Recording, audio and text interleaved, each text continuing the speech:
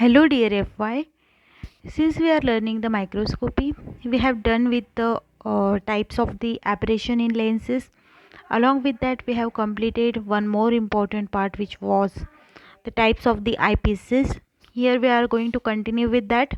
We are going to see the two important parts of the microscope and their types, that is condenser, and second one will be objective.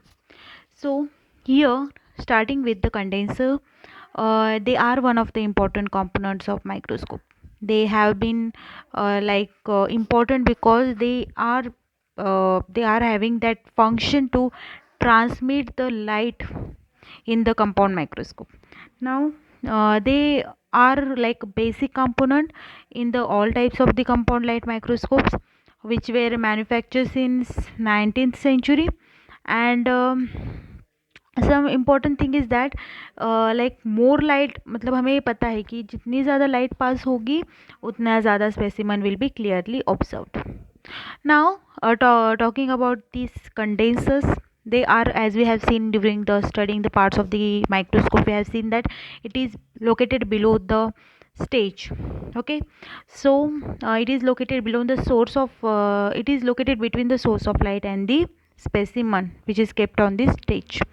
Now this condenser, it has ability that it gathers the light from that light source, and then it concentrates that light on the specimen, that too uniformly. Okay, so that the clear visualization of the specimen can be done. Now um, every time when we change the objective, this adjustment is performed, and therefore condenser is also been adjusted. जब जब हम objective change करेंगे तब तब we need to change, or the adjustment of the condenser need to be changed, because proper light जो है वो भी आनी चाहिए, सो दैट हमें जो है न्यूमेरिकल अपर्चर जो है वो भी हमें मेंटेन करना है ऑब्जेक्टिव का, सो दैट हम विजुअलाइजेशन अच्छे से कर पाए. कंडेंसर जो है उनमें एक डायफ्रेजम रहता है एंड दो लेंसेस रहती है. Now the condenser, the light from that source of the illumination of the microscope. Now that source will be passing through the diaphragm, and then it will be focused on the by the lenses into the specimen. Okay, diaphragm से पास करके फिर specimen पे focus किया जाएगा, so that the clear visualization can be done. Now the condensers बहुत types के होते हैं, जिसमें से हम बस दो देखने वाले हैं. उसमें से main one is the Abbe condenser. Now Abbe क्यों नाम है उनका? Because it is named after the scientist called Ernst Karl Abbe, who developed it in the 1870, and they are the simplest one, and like they are least expensive we can say.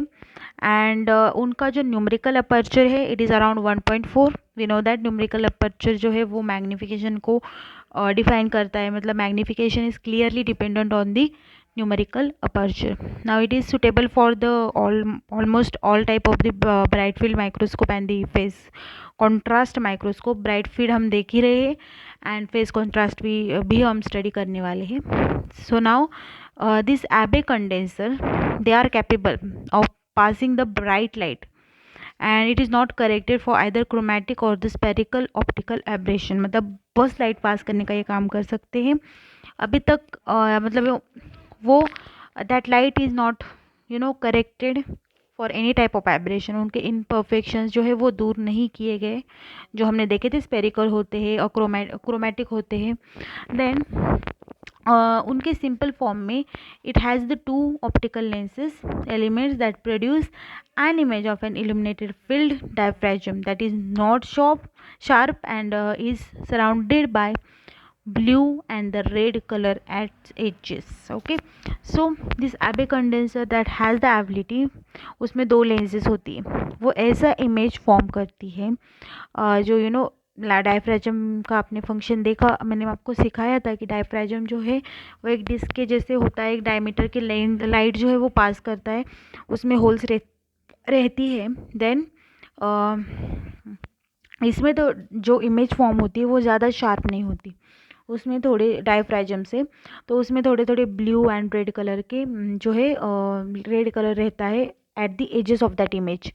Now, as the result of the optical correction, the Abbe condenser is suited mainly for the routine observation with objectives and modest spherical aperture and the magnification. So, sorry, these types of the these types of the condensers, Abbe condensers, they are the as the result of no optical, as I told, उनमें ज़्यादा corrections aberrations नहीं किए जाते, तो इसकी वजह से ये कंडेंसर जो है वो बस रूटीन ऑब्जर्वेशंस के लिए यूज़ किए जाते हैं, जिनमें ऑब्जेक्टिव जो है उनमें लाइक न्यूमेरिकल अपर्चर ऑप्टिमम होना चाहिए, मैग्नीफिकेशन ऑप्टिमम होना चाहिए, उनके साथ इनको यूज़ किया जाता है. मतलब ये ज़्यादा करेक्टेड या फिर ज़्यादा we can say they are not perfect type of condensers, बस हम नॉर्मल रूटीन ऑब्जर्वेशन के लिए यूज़ करते हैं, सिंपल ऑब्जर्वेशंस के लिए. Some types of Abbe condensers are variable focus condenser in which the upper lens element is fixed and the lower element is focusable. उसमें दो मैंने आपको बताया था, दो लेंसेज होती है. उसमें जो अपर लेंस होती है it is fix element, and जो लोअर लेंस होती है वो फोकसेबल होती है, मतलब वो थोड़ी मूव हो सकती है, movable you can say. Then when the lower element is raised to its top position, it is similar to the Abbe condenser. Now normal Abbe condenser में ये चीज़ नहीं होती कि लोअर एलिमेंट जो है वो मूवेबल हो, बट अगर कुछ मॉडिफाइड टाइप के हो कंडेंसर तो उसमें होती है. देन जब हम उसकी जो पोजीशन है वो लोअर करते हैं, the light is focused in between the element, thus the light can emerge as a large diameter parallel bundle. इनका एक ही एम है कि वो लाइट को एज एन पैरेलल बंडल में फॉर्म करे और उससे इमेज फॉर्म. अब you can see here for the lower power work the top element is removed, whereas the medium or and the high power work it remains for the place. हमें जैसा arrange करना है, मतलब जैसे हमें उसका इस्तेमाल करना है उसके बेसिस पर उसको अरेंज किया गया है. Like you can see here the diagram of the condenser कैसा होता है. उसमें दो एलिमेंट दिख रहे होंगे डायग्राम में. इवन इस एक्चुअल कंडेंसर के इमेज में भी आपको you can see the two like structures की लो लेंसेज दिख रही है, you can see here. And यहाँ पे भी ये दो जो लेंसेज है इनको हम एडजस्ट कर सकते हैं लोअर अबो करके, और जैसे हमें चाहिए लाइक हमें हायर पावर वर्क चाहिए या लोअर पावर वर्क चाहिए उसके बेसिस पे you arrange it. Now this is the focusable, मतलब ये lower part is movable and this is fixed, and ये हमारी स्लाइड है. Okay, then the next type of condenser is the achromatic types of condenser. Now what is achromatic type of condenser? अभी जैसे मैंने आपको बताया कि एबे टाइप के जो कंडेंसर्स है वो कोई एब्रेशंस क्लियर नहीं करते, बट ये जो अक्रोमेटिक कंडेंसर्स है वो बहुत वाइडली यूज्ड है, बिकॉज ये क्रोमेटिक जो मैंने आपको सिखाया था एब्रेशंस होते हैं उनको क्लियर कर सकते हैं. Okay, this condensers they have 3 to 4 lens elements and are connected in 2 wavelengths red and blue for the chromatic aberrations. Now you can see in the diagram. So इनमें क्या होते हैं 2 to 4 लेंस एलिमेंट, यानी कि lens element ज़्यादा होते हैं and are corrected in 2 wavelength. Like हर लाइट के वेवलेंथ के लिए मैंने आपको बताया था उसके वेवलेंथ की वजह से फोकस जो है वो अच्छे से नहीं हो पाता. सो फॉर दैट पर्पज़ इनका जो ये जो कंडेंसर्स है इनके जो लेंसेस है वो करेक्ट किए गए हैं सो दैट वो फोकस प्रॉपरली हो डिपेंडिंग ऑन दैट लाइट रे. Okay, the achromatic condenser contains the 4 lens elements and the numerical aperture इनका होता है 0.95, the highest attainable without requiring the इनमें इमर्शन ऑयल की ज़रूरत नहीं पड़ती. न्यूमेरिकल अपर्चर जो है वो ज़्यादा होता है. Then this condenser is useful for both the routine, जैसे मैंने आपको वो वाला बताया था अभी, वो बस रूटीन के लिए यूज़ किया जाता है. This condenser is use for the routine as well as the clinical laboratory analysis with the dry objectives and also for the black and white और the colour picto micrography. Okay, so इसका wide use है, उसका नहीं होता इतना, वो बस routine observations के लिए यूज़ होता है. नाउ आईपीस का हमने स्टडी किया था.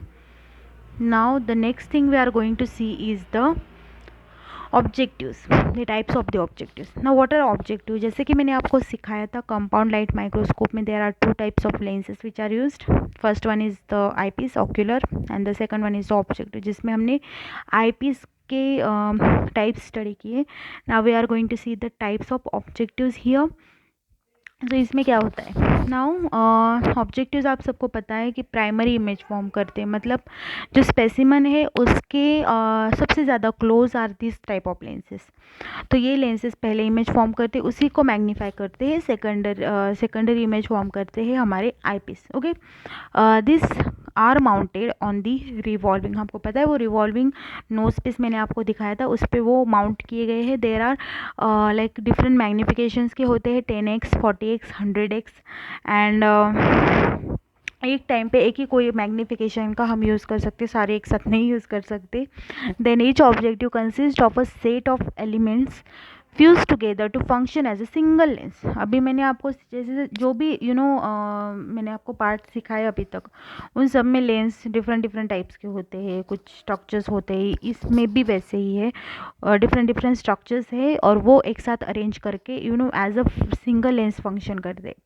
तो ऑब्जेक्टिव जो है वो लाइट रेज, जो स्पेसिमन की लाइट रेज है, जो वो लाइट सोर्स से कंडेंसर, फिर कंडेंसर से स्पेसिमन तक पास होती है, that lights is been collected by this objectives. Okay, and वो मैग्नीफाइड प्राइमरी इमेज फॉर्म करते हैं उनकी. द ऑयल इमर्शन लेंस जब हम इंट्रोड्यूस करते हैं, जो स्पेसिमन है उस पर एक ड्रॉप ऑफ ऑयल डाल के हम ऑयल इमर्शन लेंस बनाते हैं.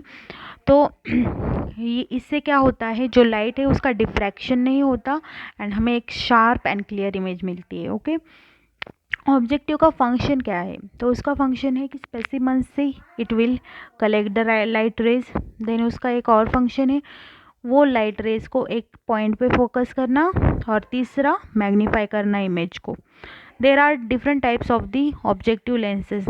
Achromatic objective lenses are the first one. Now, what is the achromatic objective lenses? उनका नाम है अक्रोमेटिक, मतलब वो क्या करने वाले, फिर से क्रोमेटिक एब्रेवेशन को क्लियर करने वाले या करेक्ट करने वाले लेंसेज है. Now, these have that ability to correct the effects of the chromatic and the spherical aberrations. And the chromatic lenses जो है वो करेक्ट किए जाते हैं to bring the two wavelengths, specifically the red and blue, into focus on the same plane. मतलब मैंने आपको जैसे सिखाया था, क्रोमेटिक में क्या होता है कि वेवलेंथ डिफरेंट होने की वजह से वो एक पॉइंट पे फोकस नहीं कर पाते, तो ये अवॉइड हो इसलिए we use the achromatic lenses. ये क्या करते हैं, इन दोनों को फोकस करने में हेल्प करते हैं. And most common type of achromat is the chromatic doublet. जैसे मैंने आपको डबलेट का डायग्राम ड्रॉ करके दिखाया था, मतलब वो स्क्वायर में एक कॉन्वेक्स शेप होता है, तो वैसे ही यहाँ पे अक्रोमेटिक डबलेट यूज़ किया जाता है, which is composed of two individual lenses made from the glasses of the two different amounts of dispersion. मतलब दो डिफरेंट ग्लासेस इस लेंस में, डबलेट का मीनिंग ही होता है दो. तो इस डबलेट में दो टाइप के ग्लासेस यूज़ किए जाते हैं, दो टाइप के लेंसेज यूज़ किए जाते हैं, जिनका मटेरियल इज़ कम्प्लीटली डिफरेंट और उनका डिस्पर्शन पावर भी डिफरेंट है. वन एलिमेंट जो है वो कॉन्केव होता है, जो flint glass, flint is a type of glass. Okay, थोड़ा सा क्रिस्टलाइन ग्लास होता है, and with the high dispersion, इसका dispersion is very high. And other type is the positive, और उनको कॉन्वेक्स एलिमेंट भी बोला जा सकता है. And it is of made up of crown glass, and with the lower dispersion. Okay, these lens elements are mounted next to each other and often cemented together and shaped so as the chromatic aberration of one is counterbalance of other. तो ये क्या किया जाता है, इन दोनों lens को एक साथ फ्यूज़ करके रखा जाता है, सो एज कि वो एक लेंस के जैसे ही एक्ट करे, नोट एक का अगर कुछ गलती हो तो वो दूसरा संभाल लेगा, ऐसा इनका सिचुएशन है, सो दैट कि if one also is at the fault, the another can defend it.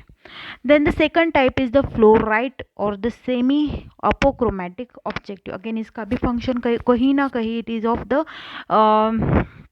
to clearing the chromatic object, like chromatic aberration.